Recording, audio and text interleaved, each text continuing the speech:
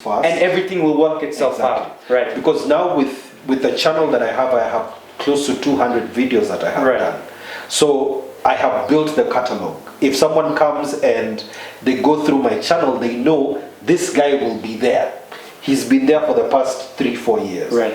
So the more that I continue doing this, the more I can be able to make in future. And then when the interesting thing is with these brands, if you've promoted other people before, then they'll come to you. They'll be like, we want to see the previous brand deals that you have done. Also, getting the first one's maybe a bit tricky, but after that, the next one is easier, the next one. Exactly. Right. So now for me, the free one that I did is the reason why I was able to get my very first paid one. And when I got that one, all the results that I'm getting, what I show them is, this is what I did. I am the one, I'm telling you now, the first one I probably did for free, but I'll not tell that to a brand. I don't tell them that that one I wasn't paid. Right. But now, if they want to be in front of my audience, they have to pay to play. Open the wallet. Yes.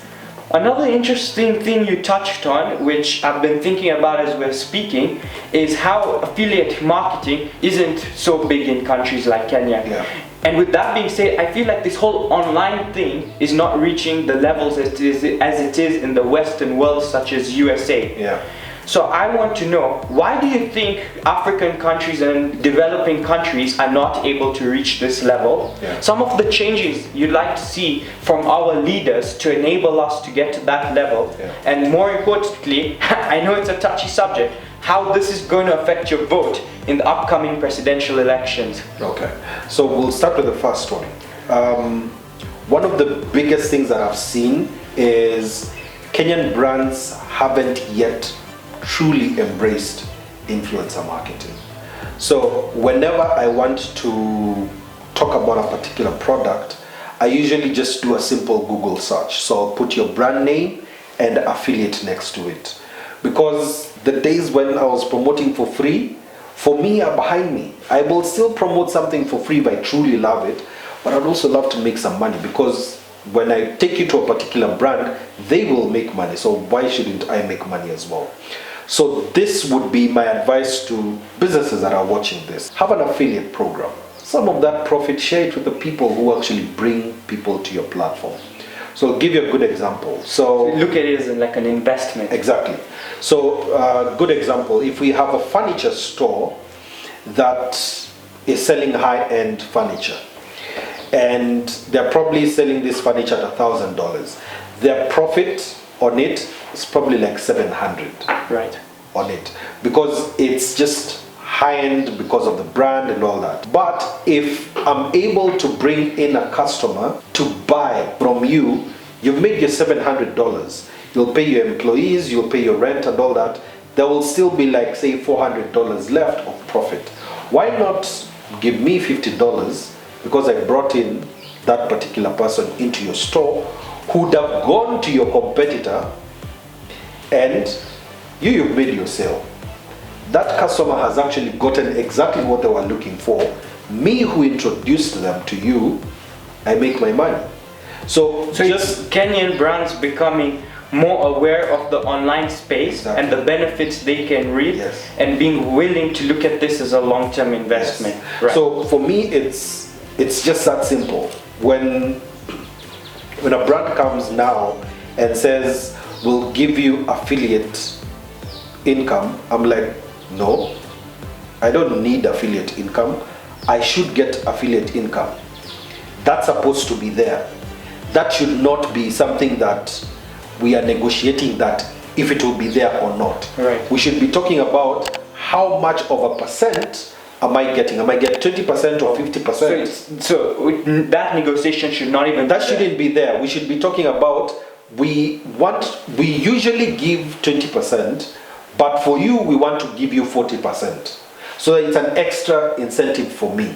The thing we should be talking about is, so how much are you paying in order to be in front of my audience? Oh. Yes? So that's a totally separate issue. Separately. So now Kenyan brands need to do that, and they do that. So it's like the collective movement of us as influencers to fight for what we deserve. Exactly. Right. So now the top influencers, and these are entertainers, musicians, comedians, and all that, you'll see them promoting different products every single day. And the way they do it is mostly, you pay me money and I talk about this product. So I tell people, you know, product X is the best, and they go away. And they go to your competitor and they do the same thing. At the end of the day, these people haven't yet built a relationship with this particular creator or this particular influencer. And then, as a brand, you're not able to attach the performance of the sales in your company with the efforts that you put in with an influencer. So every Kenyan company, number one, just needs to make sure that they can be able to trace where the sale is coming from. Whether it's through codes, I know Jumia does this really well, because you will see your favorite influencers with a code every single month. That's exactly what they're trying to measure. If they're going to pay you, then they need to find out how many sales. So it's creating a system through which you can measure how much rewards you give to a company, and put that into monetary value and claim what is rightfully yours. Yes. Right. So if someone can be able to do that, then they will really win. What can we do as influencers in this space? One of the most controversial advices I give is you need to start charging in dollars. Right. Because when you start charging in dollars, you will finally be able to see how cheap you have been. Yeah?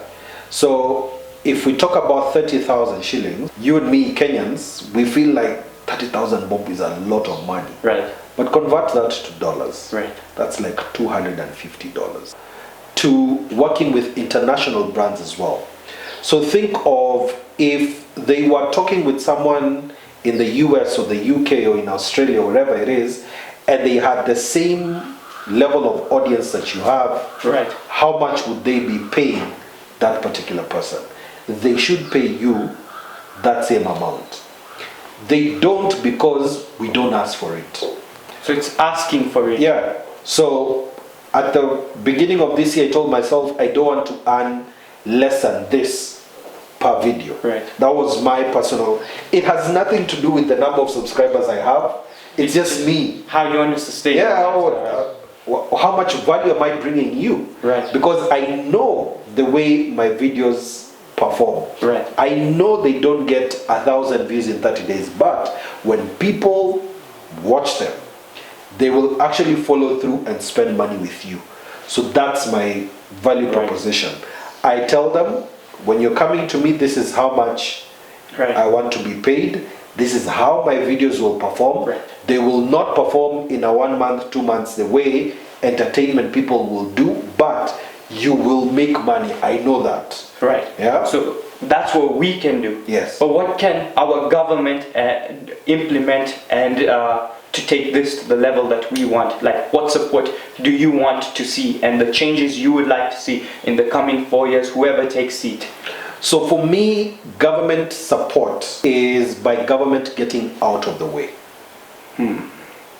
That for me is the biggest support that the government can give, because government is one of the biggest factors why businesses fail in any country, because they want taxes, but they overtax to a point that you can never have free enterprise. So if someone is going to come in after the elections, the best thing they can ever do is to allow for businesses to be able to do their business the way they want.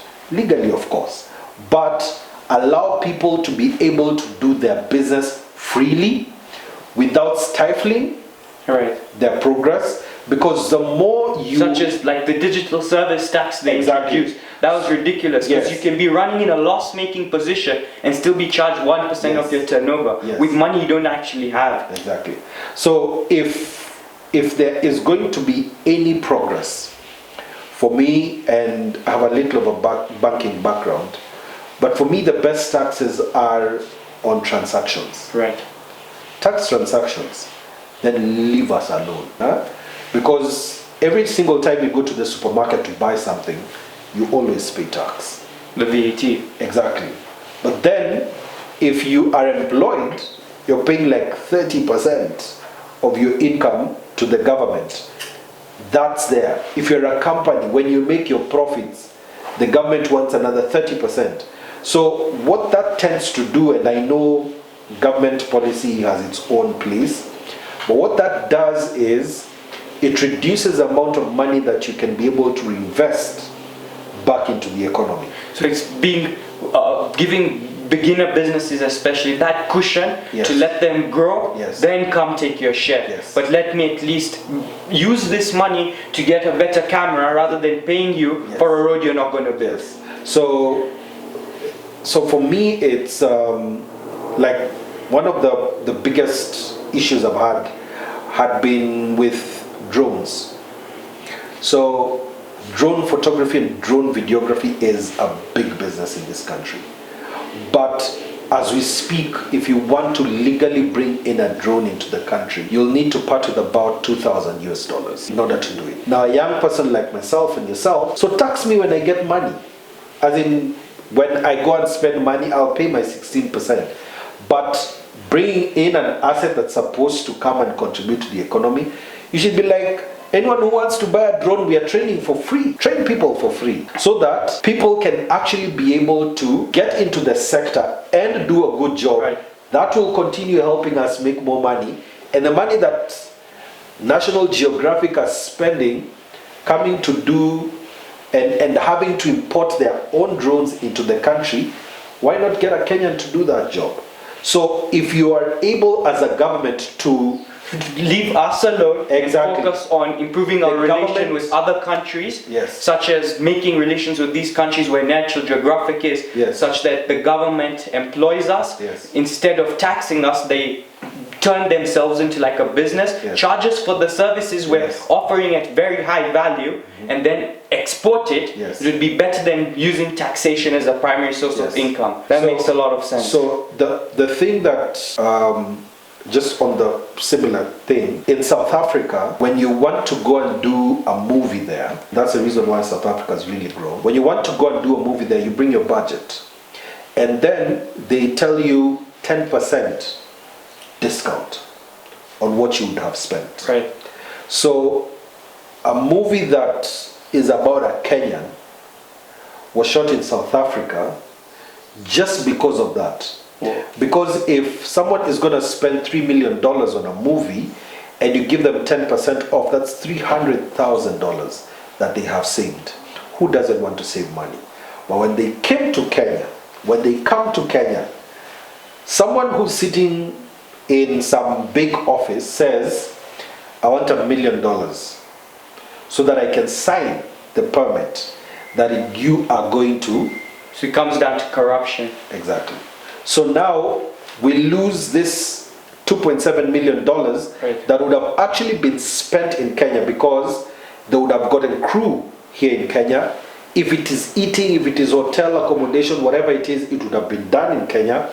If it is actors and whatever it is that is required, would have been done in Kenya.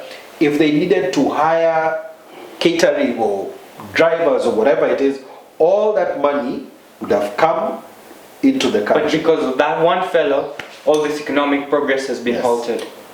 So it's just our government doing the right thing, get out of the way, and try and make things better for us rather than harder every single way. That makes a lot of sense. Another thing, Mumo, even though you've reached 37,000 subscribers, I know for a fact after speaking to you, this is by no means the end for your journey. So what are some of the future projects we can expect from you in the coming years? So the very first thing for me is, of course, I keep talking about the fact that people shouldn't concentrate on numbers, but I would love to get to 100,000 subscribers. And it's just that every milestone you get to is like a validation, like I'm doing something right. When I was starting, people were like, YouTube, are you gonna make money? You know? And now it's a full-time job.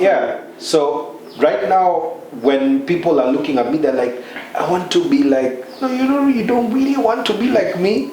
But that's, for me, it's just continual growth, providing value as much as I can to as many people as I can. Of course, I'd love to travel out. For me, I'm hoping that I'll be able to visit El Salvador. Right. And the reason for that is El Salvador is the very first country that Bitcoin is legal tender.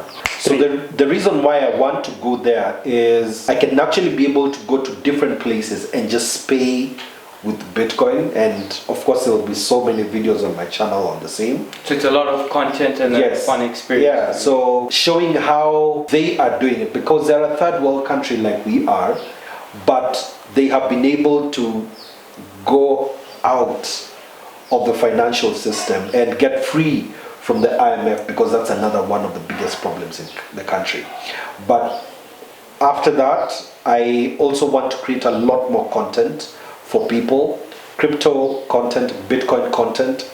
I have a Bitcoin personal project that I'm working on with my brothers as well, where we want to go heavy in the Bitcoin space, and that should come out soon as well, because when we see a problem and we are experiencing it as well, we want to solve it. And if you can be able to solve a problem for yourself and for people around you, then you probably can make some money out of it. So we are trying to build a business around that. And I have a course as well that I will be releasing very soon, and people can be able to check out. I'll be your first purchaser. Yes. So that's coming out, and I really want to go deep into helping people understand what Bitcoin is, first of all. And the more that I keep doing that, the more the opportunities will come. Oh. Yeah. And just from what you're saying, I can just tell you we'll be working together a lot more. Just one thing I wanted to ask you before we get to the conclusion of this segment is, I'm sure along the way you faced many successes and many failures. What has this taught you, and some of the things that you figured out that you wish you had known sooner? The biggest lesson I've learned is to get rid of perfection. That for me was the biggest thing that I could ever have learned. So when people watch the videos on my channel, I probably like them like 70%. There's no video on my channel I can tell you, by this video, it came out exactly the way I wanted. It doesn't exist. Because as a creative, I've placed such high expectations about what I'm actually doing and the kind of content it will look like. So when I got rid of that, that's how I've been able to get to where I am. And that's the only way someone can be able to progress. And sometimes I feel like I need to teach brands that as well. Right. Because there will never be a point where something will be perfect. It doesn't exist. So that's the very first lesson I learned. The second is no one can be able to replicate me. I am my own special kind of person. Right. And even if someone picks the same content that I've done and they say the same things that I say and they use the same ideas that I use, they'll never be me.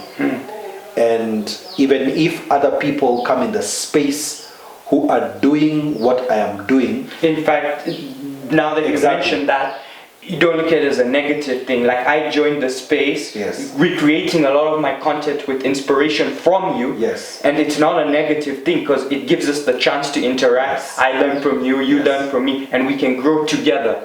In fact, that point of not being afraid of competition and making your competition into your ecosystem is one I strongly believe with, and YouTubers like Mr. Beast really talk about that, because people get afraid. If I give my content, if I speak of the way I'm doing things, people will copy me and steal from me. But it can't be that, because no one has your thought process. That's actually one of my favorite points you've touched on. So for me, the crypto space right now, the more people I meet who are Bitcoin enthusiasts and Bitcoiners, Bitcoin maxis and crypto enthusiasts, I'm very happy, because the more people we can be able to get into the space and talking about the space and teaching people about this, whatever is going on, the better for us, because money controls everything.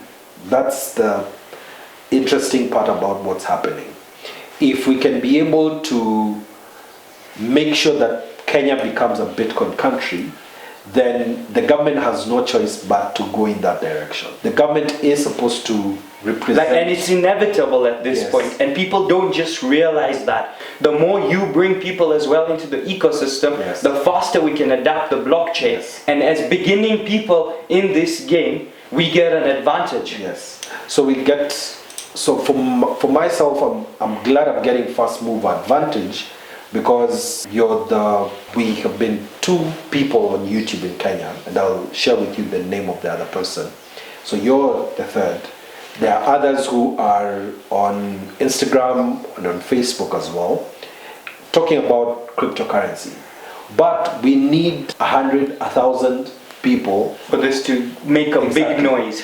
The reason why beauty and makeup is such a huge niche on YouTube is because there are so many people talking Right. about it.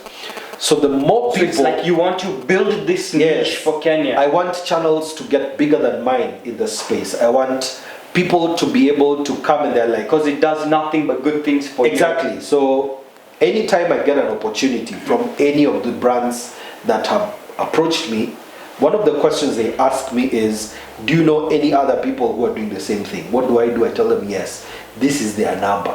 Get in touch with them. Because if you want to work with me, I want you to work with that other brand as well. And then that person will refer Exactly. you, and it's like an ecosystem. So we'll keep on building each other. Remember, we talked about looking at this as a business. If I can be able to share with, and we do, with that other person, and we say, so this brand came to me and I told them X amount of money. So you tell me X amount of money. So you make money, I make money. That other person makes money. So the It's more like a money, win-win-win again. exactly. The more money we make, the more higher quality content we can be able to make for our audience. The more this becomes sustainable, because YouTube AdSense money is not a lot of money. But if I'm able to get here and there, I'm able to pay my rent. My kids can be able to go to school.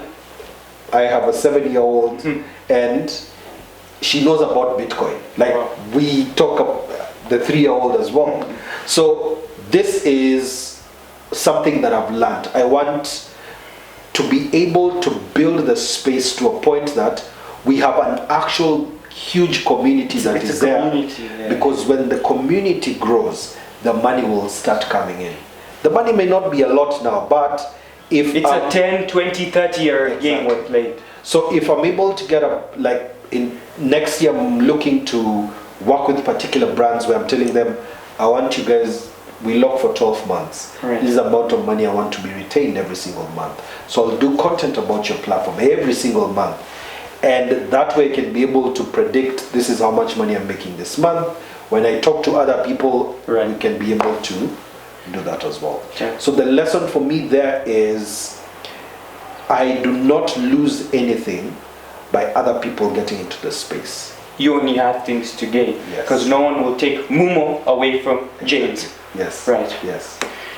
Now, finally, because sorry, we've just run out of time, and we're definitely going to talk a lot more in the future to come. But, you know, I know it's a bit selfish, but having you here today, and I've been watching your channel for like 2 years, is an absolute privilege for me, and I cannot emphasize that enough. Yeah. And I look at you as a mentor. Yeah. So for my channel personally, like before we started the shoot, you helped me sort out the lighting, as people will see. Yeah. And you gave me a bit of inspiration on how to just keep at it and do the things the way I'm doing in my own style, and focus on the money and everything later. Yeah. But are there any other particular tips you have for me as to how I can grow my channel and take it to the level which you wish you had known sooner to accelerate this journey? I think the very first one is building systems. Right. You need a system that, from pre-production to production to post-production. So what that means is, It's a bit on like the building of the team. yeah, so the team is part of it. Another thing is probably sit down and write down 30 topics Right. in your niche that you'd love to talk about. You don't have to do them immediately, but just do a brain dump of every single idea you have about this particular niche. And what that will do is it will start opening up your eyes on, because now you've constrained yourself, say like for the next 30 minutes I'm just writing down ideas. They don't have to be good ideas, they just have to be ideas that you're putting down on paper.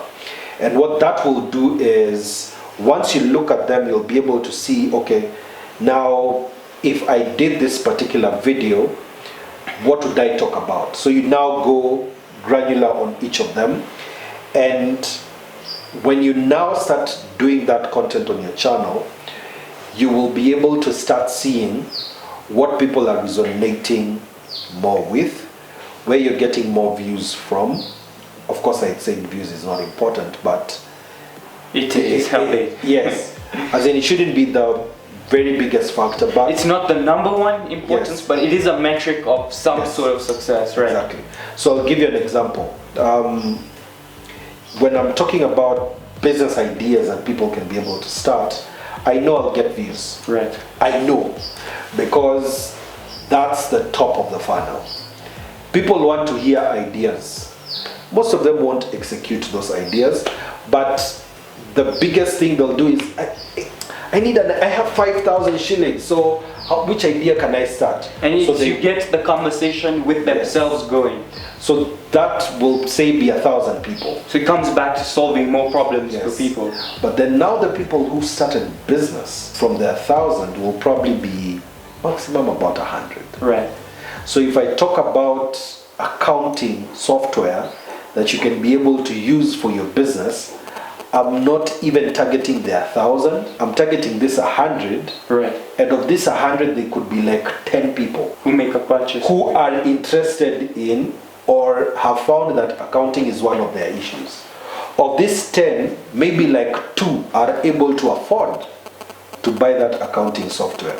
So I have to think of which kind of content do I do, because the market for it is going to be very different. Right. Yes. So for example, when you made a specific video on Tally Prime, yes, given where the stage at which your channel is, yes, that sort of video probably has 300, 400 views. Yeah. And I remember us actually having a conversation about this on the phone. Yeah. But it's not about the views, because you went into a very, very specific topic that has a very tiny market, again down to the niching down. But those are the people now who are more likely to buy it, compared to when you make a general business idea, where very few people are likely to execute and you're not actually able to sell anything specific that can solve their problem there and then.